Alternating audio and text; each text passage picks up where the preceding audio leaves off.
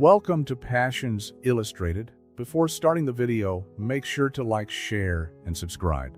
The sound of murmurs echoed through St. Francis Church in Boston as William Hayes stood motionless before the altar, his impeccable tuxedo contrasting with the expression of devastation on his face. The 200 guests waited anxiously, but the minutes dragged by without any sign of Gabriella Martinez. "She's not coming," whispered Catherine Martinez, the bride's sister, approaching William with a crumpled envelope in her trembling hands. Her green eyes, so different from Gabriella's brown ones, were brimming with tears, not for her sister, but for the pain she saw on the face of the man in front of her. William opened the envelope with numb fingers, his vision blurring as he read the hastily written words.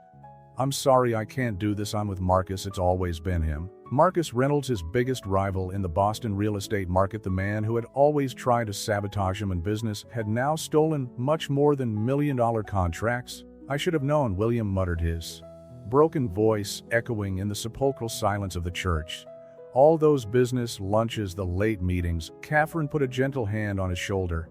"No one could have foreseen this. Will not even me, your sister." The buzz increased as William began to walk down the center aisle past the shocked faces and expressions of pity. Catherine followed him, quickly determined not to leave him alone at that moment. Outside the church, the local press, who were covering the young real estate tycoon's wedding, began to fire off incessant flashes. This way, Catherine guided him away from the cameras, leading him to her own car.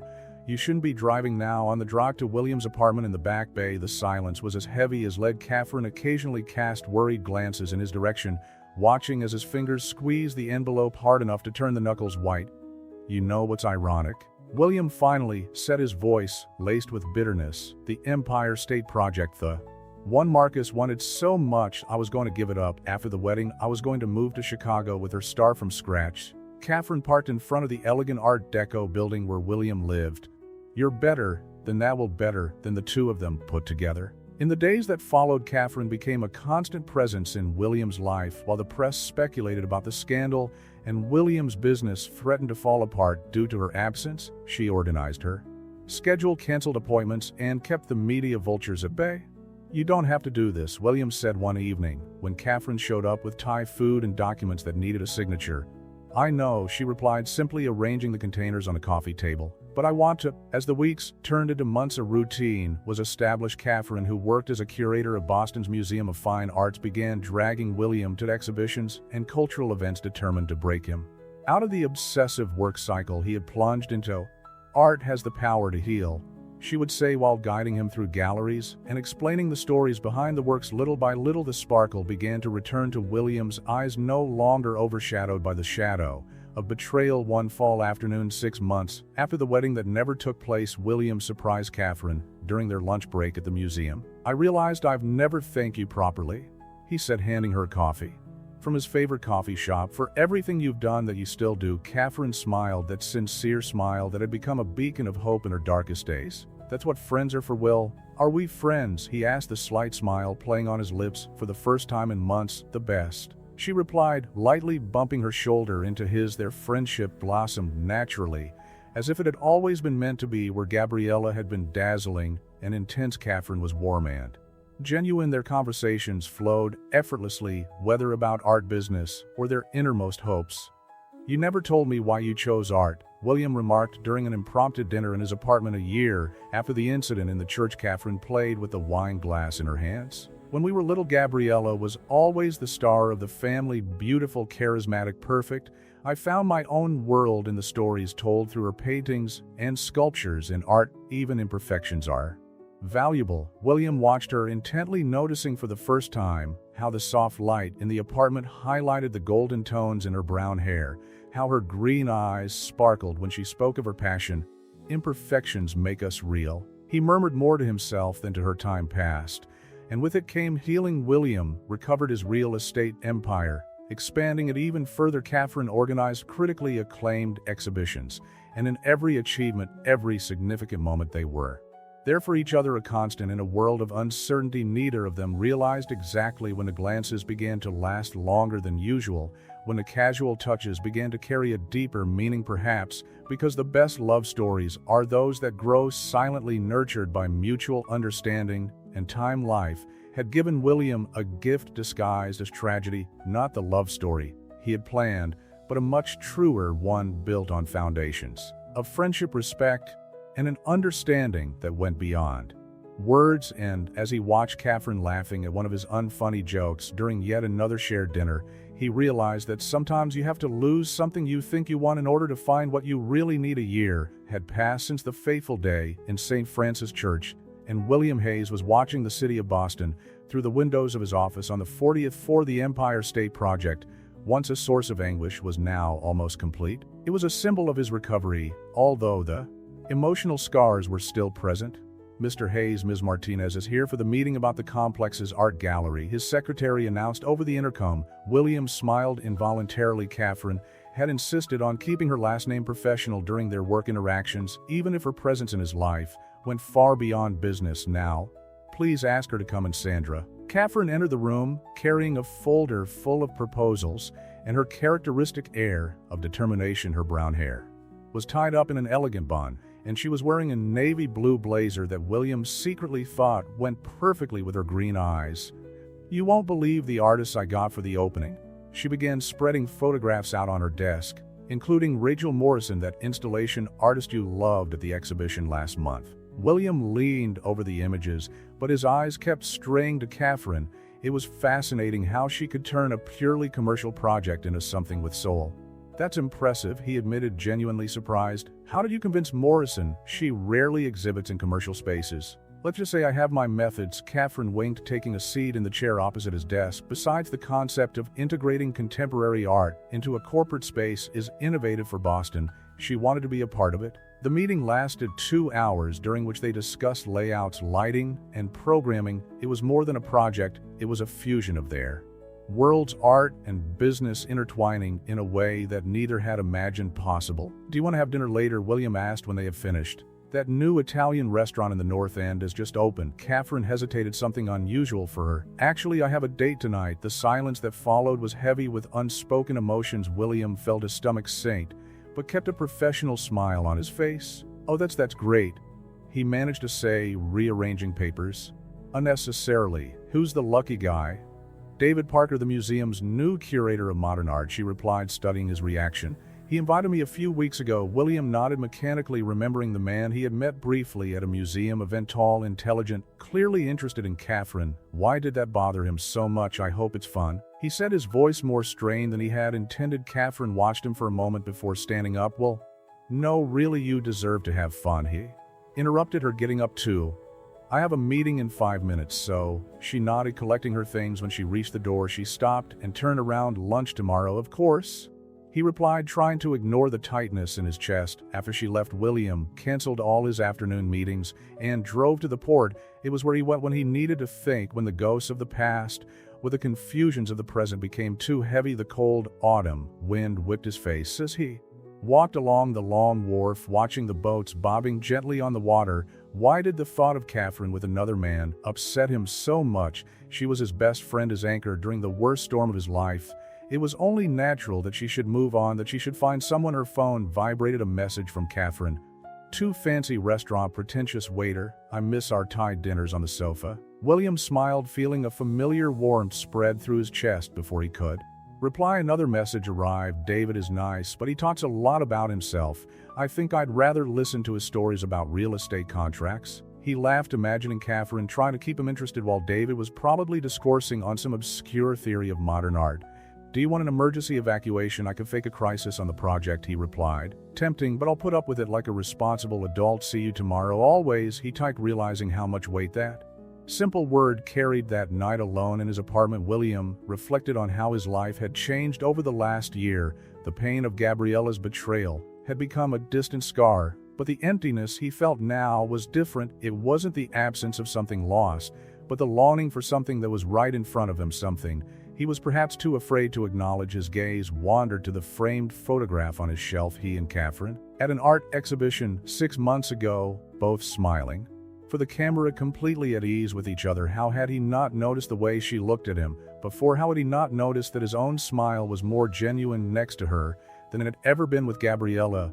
Maybe, William thought, sometimes we need to lose the path we thought was right in order to find the one that was always meant for us.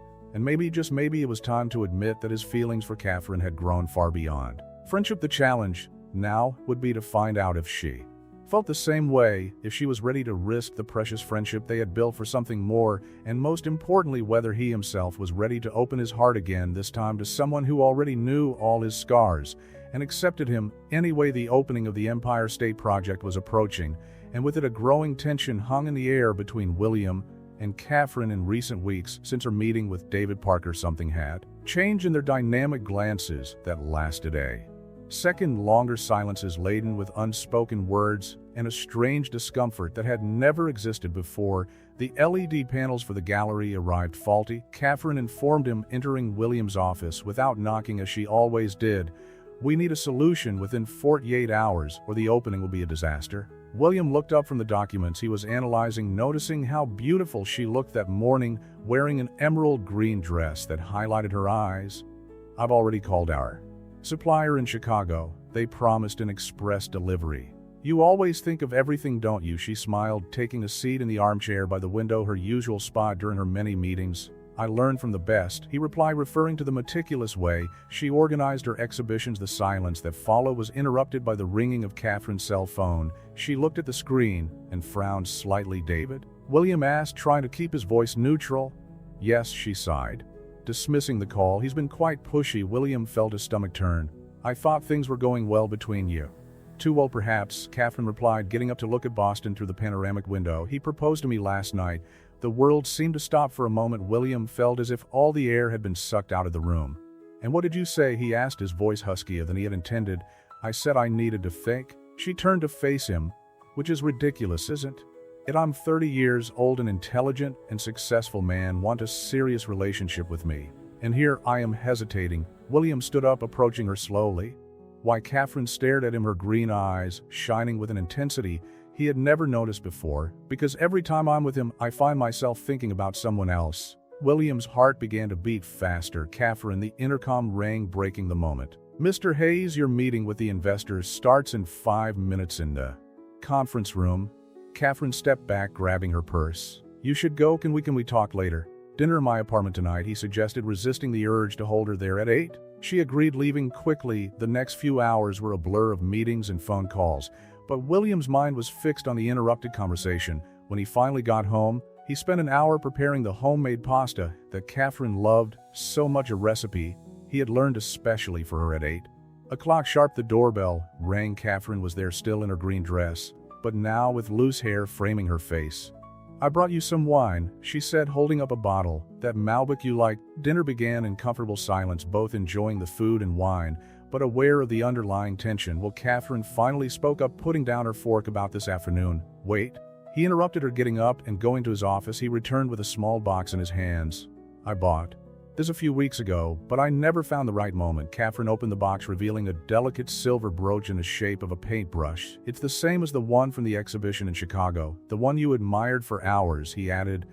"I know your birthday isn't until next month, but..." "Well," she interrupted him, her eyes watering. "Why do you do that?" "Do what?" "These things, remembering the details, cooking my favorite pasta, giving me gifts that show you really pay attention." She took a deep breath. "You make it impossible." "Impossible what?" He leaned closer, his heart hammering in his chest. "Impossible not to fall in love with you." She whispered, a tear running down her cheek. William felt as if all the air had been returned to his lungs. Gently, he wiped the tear from her cheek with his thumb.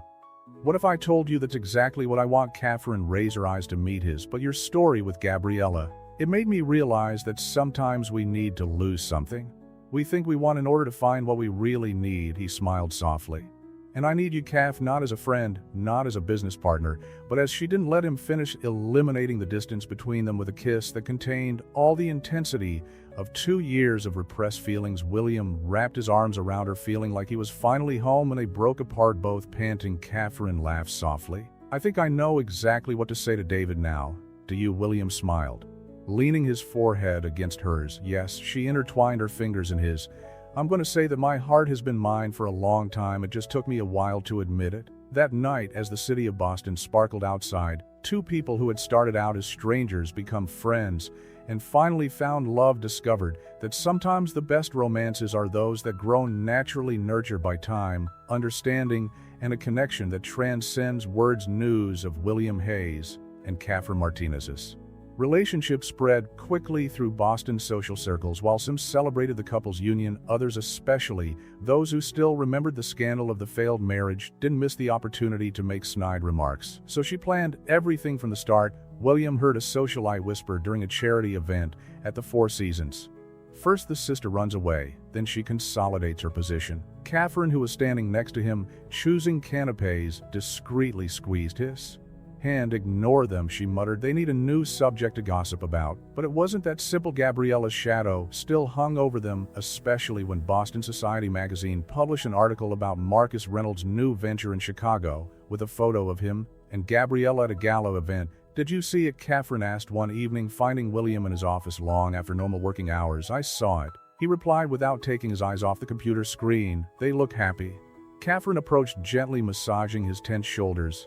Are you okay with this? William finally turned to face her. I'm more worried about you. How do you feel seeing your sister like this? Honestly, Catherine sighed, taking a seat on the edge of the table. Part of me is still hurt that she never tried to contact me after that day. Not a phone call at Christmas, not a card on my birthday. William pulled her onto his lap, wrapping her in a protective embrace. Sometimes the people who should be closest are the ones who disappoint us the most. But we find family elsewhere. She smiled, kissing him softly. The Empire State Project was about to open, and with it came new challenges. David Parker, still resentful of the rejection, had refused to lend some of the museum's important works for the inaugural exhibition. We can find other pieces, William suggested during an emergency meeting. It's not that simple. Catherine ran her hands through her hair in frustration. These specific works were fundamental to the concept we developed. Without them, the whole narrative of the exhibition is compromised. So let's create a new narrative, William declared, determined, something even more impactful. They worked tirelessly over the next few weeks, Catherine completely redesigning the gallery concept, while William coordinated the final stages of construction. Their evenings were filled with discussions about art and architecture, orders of Chinese food strewn across the coffee table, and stolen moments of intimacy between one decision and the next. You know what's funny? Catherine remarked one evening, snuggled up against William's chest as they went over projects. If Gabriella hadn't run away that day, none of this would exist. This version of the project, the two of us. Sometimes the best things in life come out of the hardest times. William replied, playing with a lock of her hair. The week of the opening came with an unexpected surprise, a letter from Gabriella addressed to Catherine arrived in her office at the museum. Dear sister, the letter began, I saw about you and William in the magazines. For a moment I was shocked, but then I realized that it makes perfect sense. You were always the strong one, the sensible one, the one who fixed my messes. Maybe this time, without meaning to, I've fixed something for you. Catherine read the letter to William that evening, her hands trembling slightly. She wants to meet us when she comes to Boston next month. William was silent for a long moment. What do you want to do? I don't know, she admitted. Part of me wants answers, another part wants to preserve what we've built without interference from the past. Whatever you decide on by your side. He assured her. The opening night of the Empire State Project arrived, transforming the complex into a spectacle of lights and culture. The gallery's new narrative, focused on emerging Boston artists, proved to be an even greater success than the original concept. You did it, William whispered in Catherine's ear as they watched the guests admiring the works. You turned an obstacle into an opportunity. We did it, she corrected. And that's just the beginning. As the party continued around them, William realized that he was exactly where he should have been. The pain of Gabriella's abandonment had turned into a blessing in disguise, guiding him to a deeper and truer love than he had ever imagined possible. Catherine, as if reading his thoughts, intertwined her fingers with his. What are you thinking about? About how sometimes we need to lose our way to find our destination, he replied, pulling her closer. And how grateful I am to have you by my side on this journey. Gabriella's letter weighed heavy in Catherine's coat pocket as she walked through the corridors of the newly opened Empire State Project. The meeting had been arranged for that afternoon in the complex's cafe, a neutral territory that still bore the essence of what she and William had built together. Are you sure you want to do this alone? William asked for the third time that morning, his concern evident in the way his fingers drummed on the meeting table. I have to, Catherine replied, nervously adjusting the necklace he had given her the previous month. It's 2 years of unanswered questions, Will, and this time I need to be strong for myself. The cafe was quiet at 3 in the afternoon, with only a few executives in informal meetings occupying the tables. Catherine chose a seat near the window from where she could see the movement of the street and the people crossing the central square of the complex at 3:15 p.m. Gabriella Martinez entered the establishment. Catherine felt her heart race as she saw her sister for the first time in 2 years. Gabriella looked different. Her once long hair was now shoulder length, and there was a softness to her features that had previously been masked by an artificial hardness. Catherine. Gabriella pronounced her name as a question, stopping in front of the table. "Hello, Gabriella," Catherine replied, indicating the chair in front of her. An uncomfortable silence settled. As they both ordered their coffees, Catherine noticed her sister's hands trembling slightly as she held the menu, a sign of nervousness she had known since childhood. "The place looks amazing," Gabriella finally said. "I read about the opening. The concept of the gallery is revolutionary." "It was a joint effort," Catherine replied, implying William's name. Gabriella nodded, her eyes fixed on the cup of coffee that had just arrived.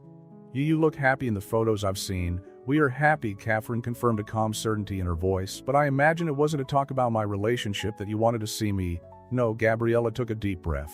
"I came because after 2 years I realized that I owe explanations not only to William, but above all to you." "Why did you run off like that?" Catherine asked the question that had plagued her for so long, finally escaping.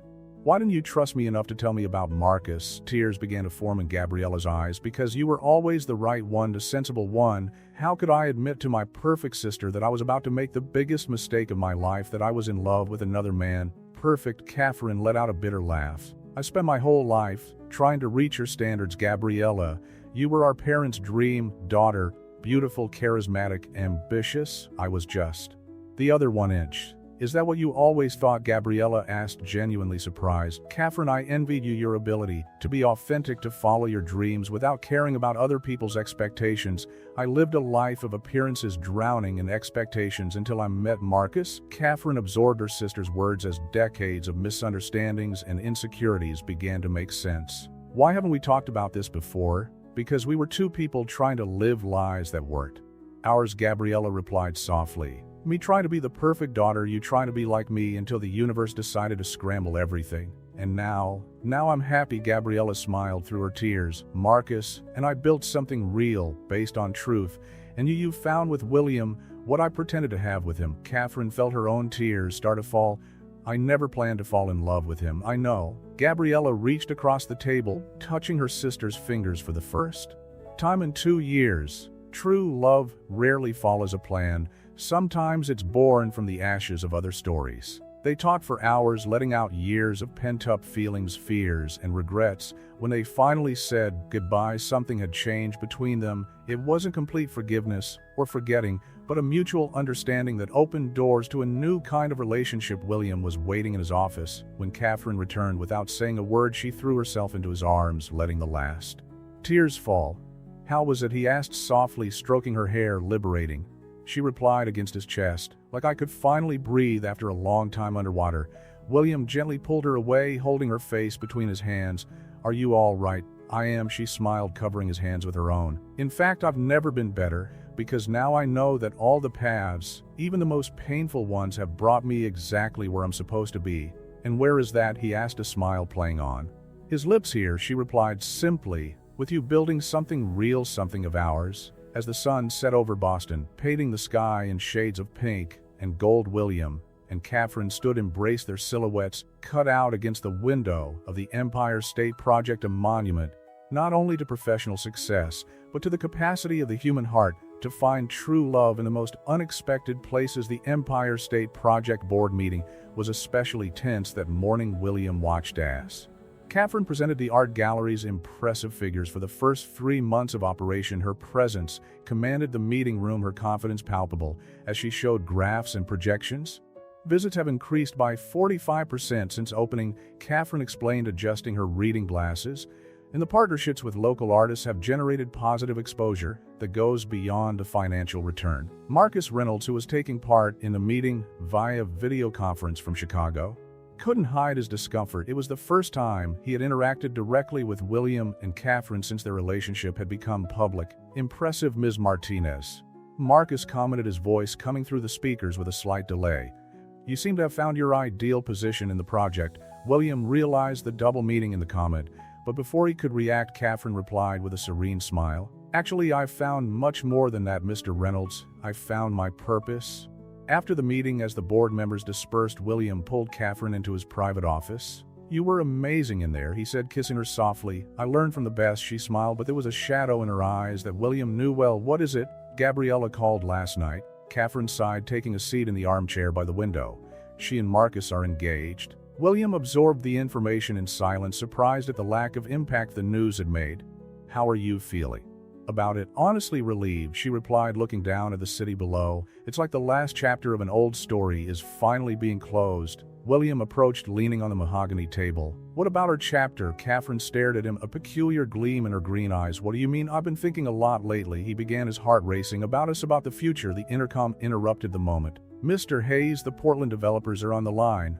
Can you reschedule for tomorrow, Sandra?" William replied without taking his eyes off Catherine. "Actually," Catherine stood up, fixing her blazer, "I need to get back to the museum. I have a meeting with potential donors in an hour." "Dinner tonight?" he asked, taking her hand before she could leave. "Of course," she smiled, kissing him quickly. "Your apartment or mine?" "Mine. I have a surprise for you." For the rest of the day, William coordinated the last details of his plan. A team of decorators transformed his apartment, creating an atmosphere inspired by the first exhibition they had visited together. Strategically placed flowers, soft lighting, and in the center of the living room, a miniature recreation of the art installation that had brought them together at 7 in the evening. Catherine arrived, standing in the doorway with wide eyes. "Well, what's all this?" "A tribute," he replied, leading her through the room, "to every moment that brought us here." On the dining table, plates of Thai food, the same they'd shared over so many nights of work. On the wall, a photographic timeline documented their journey. The day the gallery opened, their trips to exhibitions, stolen moments of happiness. "Do you remember what you said to me at that first exhibition?" William asked, stopping in front of the miniature. Catherine smiled, touched. "That art has the power to heal. And you were right." He held up his hands. "You heal me, Kath, not just from the pain of betrayal, but from a lifetime of trying to be someone I wasn't." "Well, let me finish," he asked softly. "When Gabriella left me, I thought I'd never be able to trust again, to love. But you," he laughed softly, "you came into my life like a force of nature, breaking down every wall I had built, not with force, but with patience and understanding." Catherine had tears in her eyes as William knelt down, taking a small velvet box from his pocket. "Catherine Martez, you taught me that sometimes we need to lose our way to find our true destiny. And my destiny is you. Will you marry me?" The ring was a work of art in itself, a delicate white gold hoop with a central diamond surrounded by tiny miniature brushes, a tribute to her passion for art. "Yes," she whispered, tears flowing freely. "A thousand times yes." As William slid the ring on her finger, Catherine pulled him into a passionate kiss, years of history culminating in this perfect moment. "I have one more surprise," he murmured against her lips. "More?" She laughed, wiping away her tears. William led her out onto the balcony where a small table was set for two. "Look down." Catherine leaned over the parapet and gasped. In the square in front of the building, dozens of people held lanterns bearing the words, "Did she say yes?" "How did you know I'd say yes?" she asked, amazed. "Because some stories are written in the stars," he replied, hugging her from behind as they watched the city lights. "And ours, my love, is just beginning."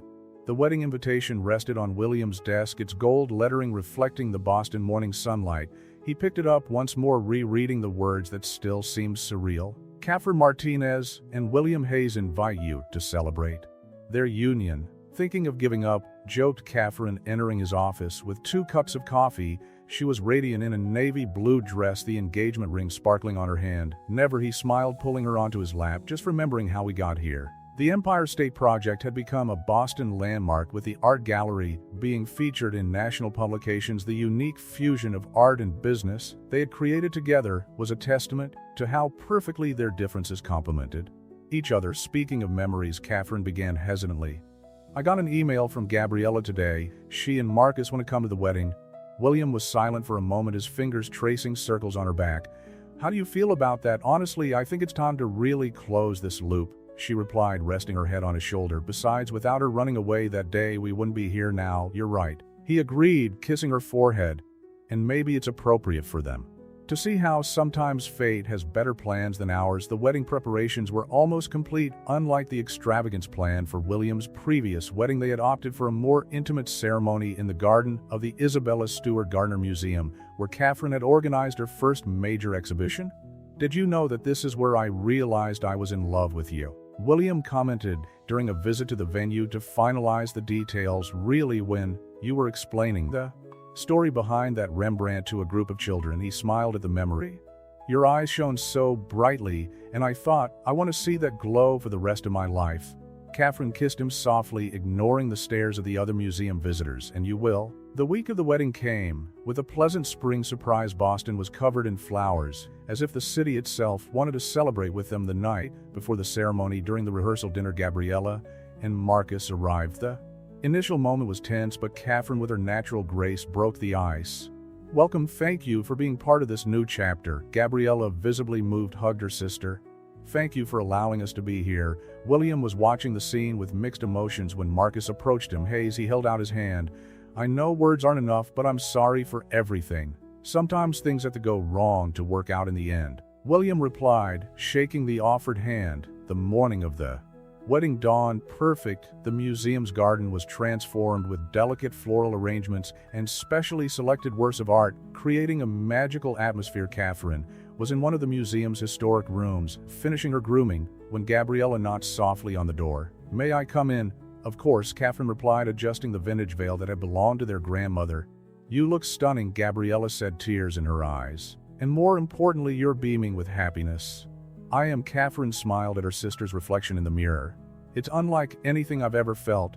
I know. Gabriella moved closer, ruffling a lock of her sister's hair. Because it's real. It's the kind of love that grows naturally, like a work of art being painted day after day. Outside, William waited at the makeshift altar, surrounded by centuries-old masterpieces and people who had become fundamental in his journey. When the music started and Catherine appeared in the aisle between the chairs, the world seemed to stop. She walked towards him wearing a dress that mixed classic elegance with artistic touches, small hand-painted details that told her love story through subtle symbols. Her green eyes sparkled with tears of joy, and her smile lit up the whole garden. The vows were exchanged under the blue Boston sky, with the sun creating dancing patterns through the leaves of the century-old trees. Catherine, William began, his voice tinged with emotion. You taught me that true love is not a bolt of lightning that strikes us suddenly, but a work of art that we build day by day, brushstroke by brushstroke. I promise to be your partner in this masterpiece that is our life, coloring each day with more love, understanding, and gratitude.